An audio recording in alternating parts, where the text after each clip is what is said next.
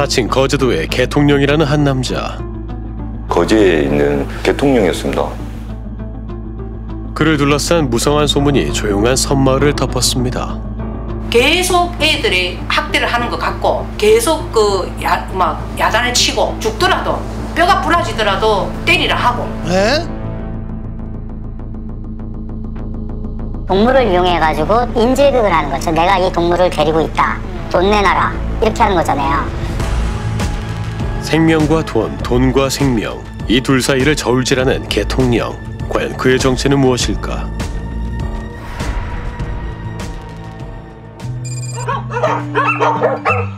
수개월이 흘렀지만 아직도 두려움에 떨고 있는 가여운 생명들이 있습니다.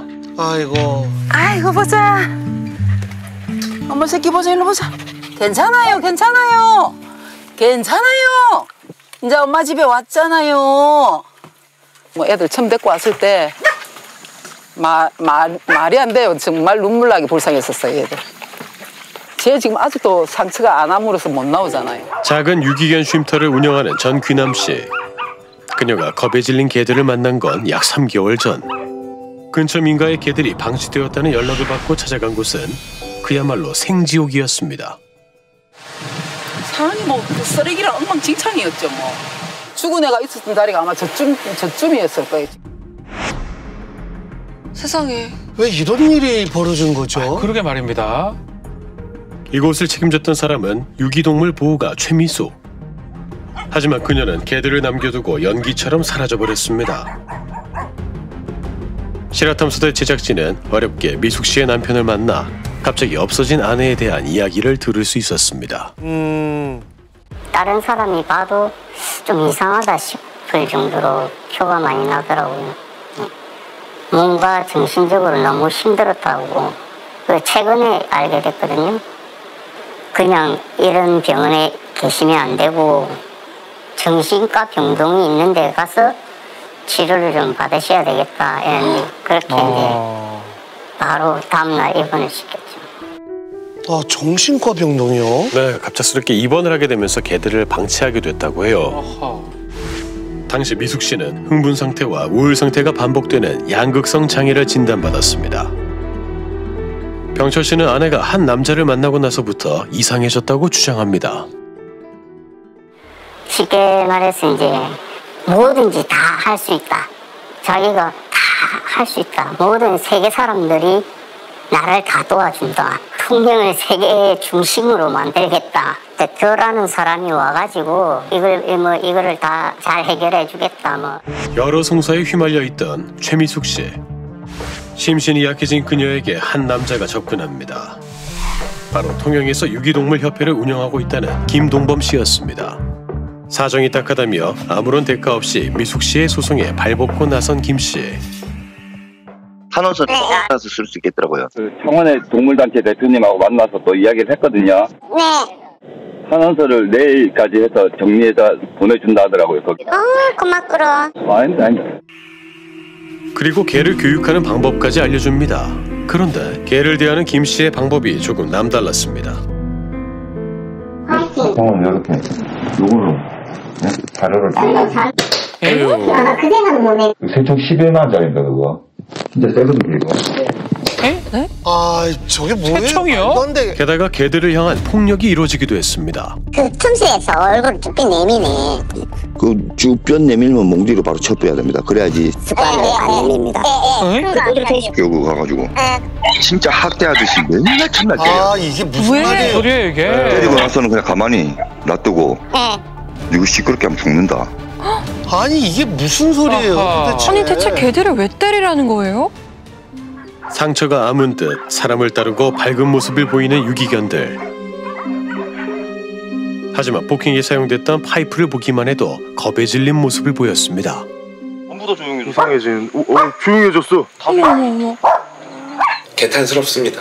동물이라서 육체적 체벌을 했을 때 효과가 더 없는 경우들이 많아요. 개들을 거의 학대 수준으로 때리면서 훈육이다, 훈련이다라는 포장을 씌우거든요. 이건 교육이 아니라 이거야말로 진짜 학대인 거죠. 학대죠, 학대. 자신이 생각하던 방향과 다른 방법으로 개를 대해야 했던 미숙 씨. 평소 남편에게 힘들다는 표현을 많이 했다고 합니다. 그 부분에 대해서 이제 좀 많이 괴로워한 것 같아요. 자기는 그냥 사랑으로 보살펴줘도 충분히 될 것 같은데 대표는 강압적으로 이건 아닌데 하면서 괴로워하더라고요. 그래 이제 그때 당시에 제가 조금이라도 알았으면 사람이 이렇게까지는 안 되지 않았나 그런 좀 죄책감도 있는데. 하지만 괴로워하면서도 미숙 씨는 점점 김 씨의 말을 따르게 됐습니다. 쉽게 예를 들어서 이건 완전 교주예요, 교주. 뭐 말만 하면 우리 대표님. 쉽게 예를 들어서 우리가 이거는 누가 봐도 일인데 우리 대표님이 일하 했다면서 이거는 일하면서 이럴 정도로 그렇게까지 얘기를 하고 하여튼 뭐든지 대표 얘기만 했어요. 그냥 계속. 심리적으로 많이 약해져 있던 상태에서 그 원치 않는 그런 지시를 받았잖아요. 네. 사실 하고 싶지 않은데 이 사람과 멀어지는 거, 버림받는 게 또 두렵기 때문에 어쩔 수 없이 하는 그런 상황이 심리적인 어떤 고통을 더 가중시켰을 거라 생각을 합니다. 상태가 심각해진 미숙 씨는 결국 유기견 쉼터를 떠나 병원으로 향했습니다.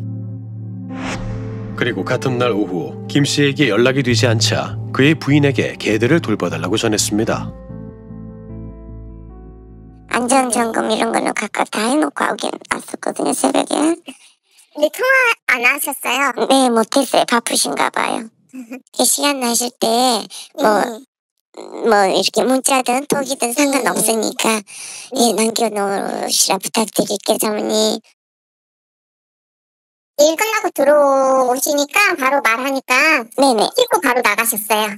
어디 고성센터라요? 네, 아니 입원하셨다고 그러니까는 그냥 바로 씻고 나가시더라고요. 하지만 개들의 사체가 발견되기 전까지 김 씨는 한 번도 유기견 쉼터를 찾지 않았습니다. 그렇게 이들이 자리를 비운 사이 개들이 서로를 물어뜯는 끔찍한 사고가 발생하게 된 겁니다.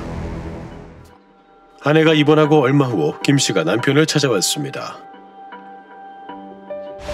그리고는 김 씨는 계약서 한 부를 들이밀었다고 합니다. 갑자기 무슨 계약한 게 있대요. 이 계약을 위반을 했는데 사단법인인가 거기서 소송을 걸겠대요. 그래서 일단 제가 그랬죠. 계약을 위반하려고 한 것도 아니고 쓰러지고 상태가 저랬어 저런데 사단법인에서 선처를 좀 해주면 안 되겠냐. 일단은 사람은 살려고 봐야 안 되겠냐. 그러니까 900만 원을 내야 된다더라고요. 유기동물 훈련 및 위탁 운영 계약을 맺은 김 씨와 미숙 씨. 계약서 안에는 의뢰 입장인 미숙 씨가 모든 책임을 져야 한다는 내용으로 가득했습니다. 아이고 참. 좀 너무 일방적인 계약 내용인데요. 학대에 가까운 동물 훈육부터 일방적인 계약서까지 김 씨에게 속 시원한 답변을 들을 수 있을까? 거제시에서 반려견 행동 교정업을 하고 있는 대표 김동범입니다. 방대한 자료를 준비해서 인터뷰에 임한 김동범 씨. 때리거나 뭐 이렇게 하진 않았습니다. 오해를 하신 것 같습니다. 그에게 문제의 음성 파일을 들려주었습니다. 진짜 학대 아저씨인데 정말 때려야 돼요. 이건 진짜 때렸네요. 너는 이렇게 가르쳐 준 한 번 할 때 한 때리는 겁니다. 그 분위기를 더럽게 만드는 겁니다, 전부 다. 아니 저게 말이 돼요? 그러니까요. 본인 목소리 맞으시죠? 맞습니다. 그리고 때리라고 지시하신 적 있으세요? 지금 통화 녹취 들으니까 제가 한 말 맞고요. 김 씨는 본인이 한 말은 맞지만 강하게 말한 이유가 따로 있다고 합니다.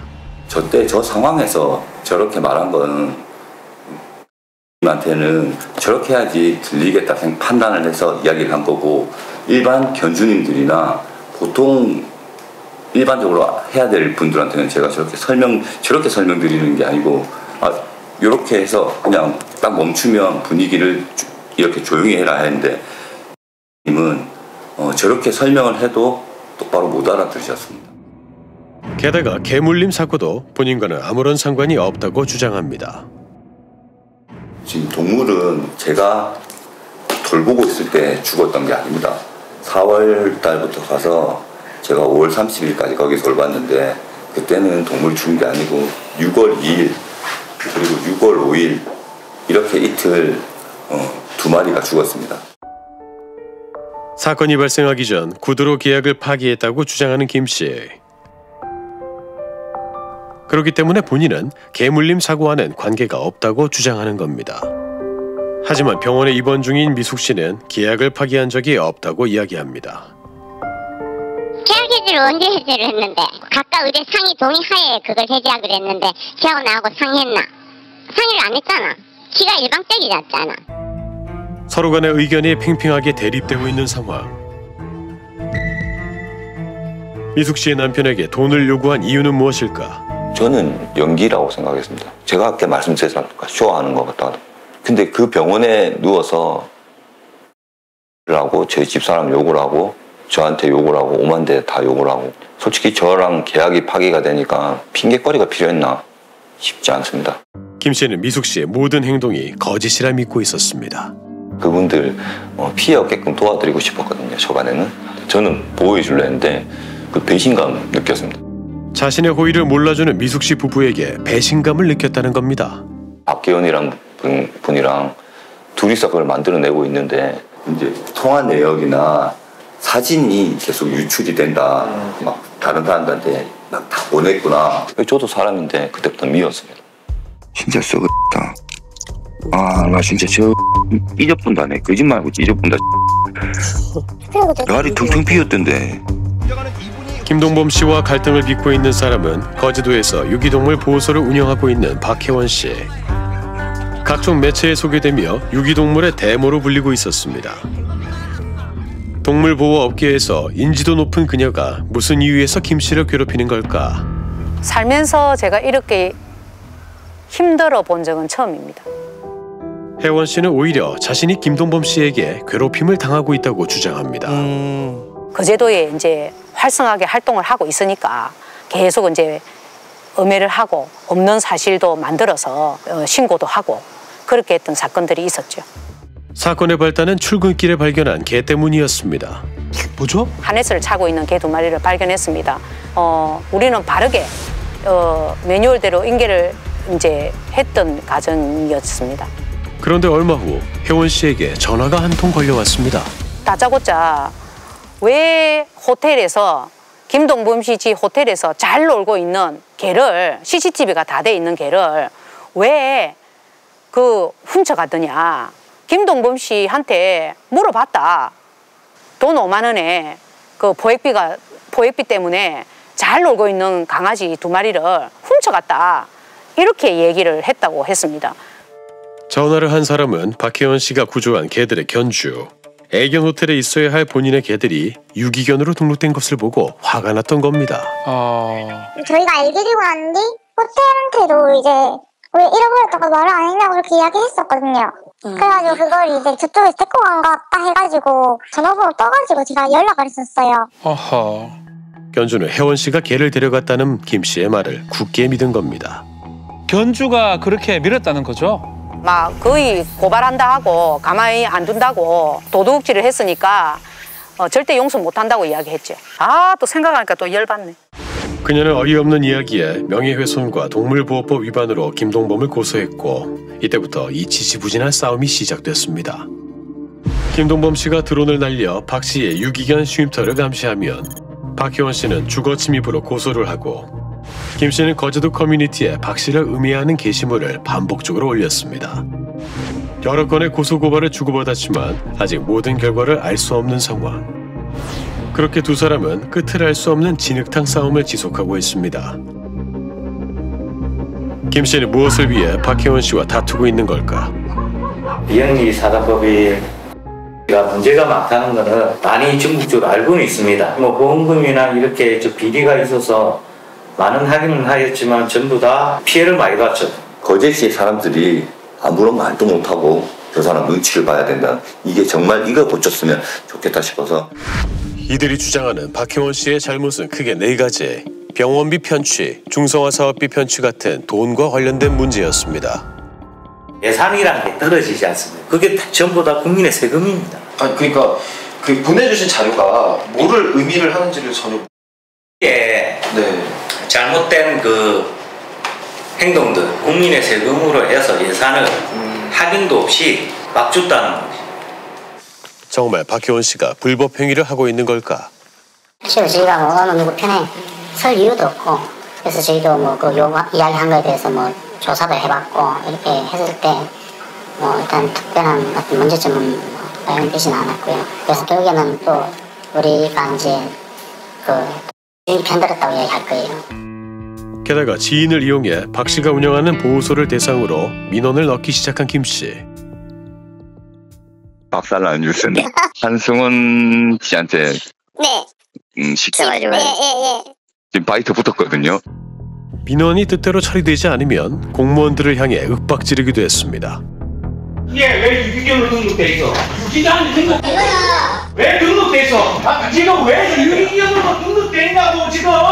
사람들이 지금 제 싫어해!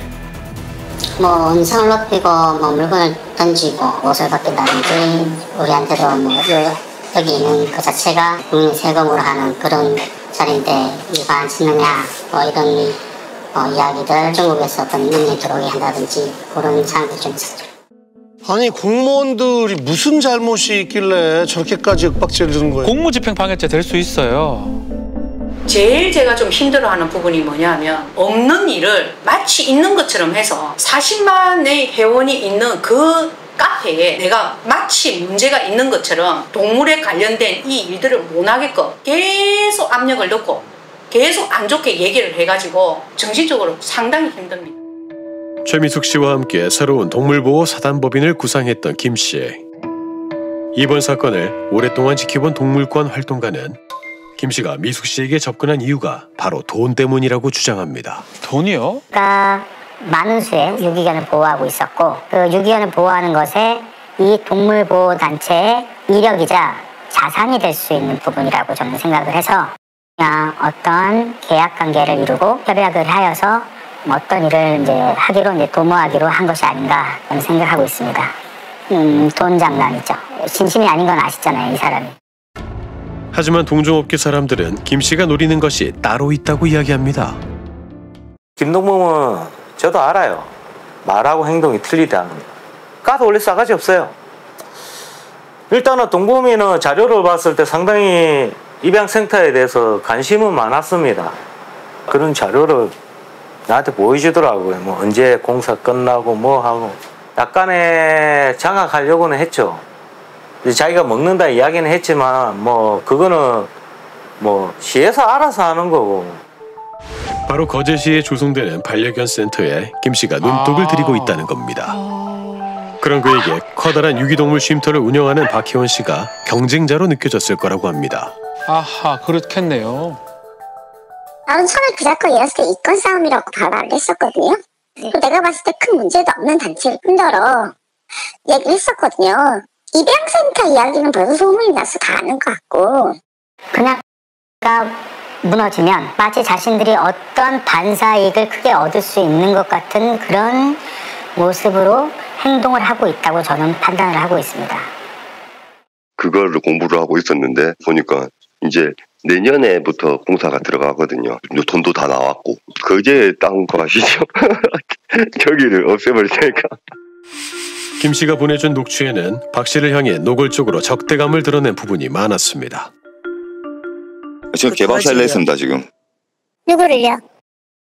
예. 녹취한 걸 들려드릴게요. 그러니까 그 동판에 좀 포탈을 주세요. 그분 있지 않습니까? 지금 거제에 쉼터 제끼는 걸로 하겠습니다. 작년 한 해 박혜원 대표는 많은 기부금을 받았습니다.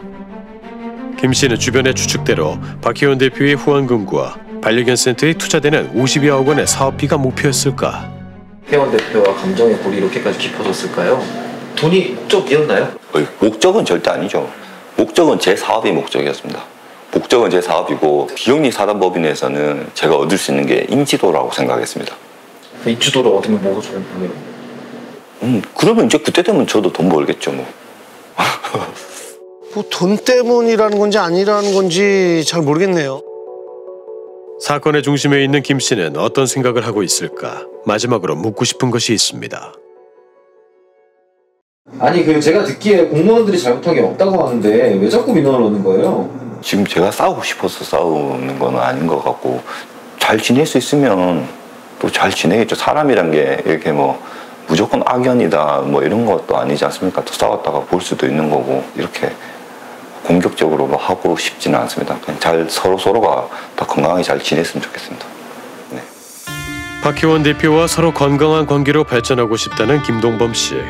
하지만 마지막 인터뷰가 끝난 후 그는 다시 거제도 커뮤니티에 박희원 대표를 저격하는 글을 올렸습니다. 돌 던져가지고 맞아갖고 죽는다 이런 차원 아니 그냥 송곳으로 심장을 수백 번 찌른 것보다 더 고통스럽고 사람들한테 비하를 하고 그런 식으로 했다는 게 저는 개인적으로 너무 상식적으로 이해가 안 돼요. 사람들의 이기심으로 피해를 보는 건 결국 작은 생명들일 겁니다. 사람이 업어줘야 할 존재들에게 사람이 엎여있는 아이러니한 상황이 슬기롭게 마무리되길 바라봅니다.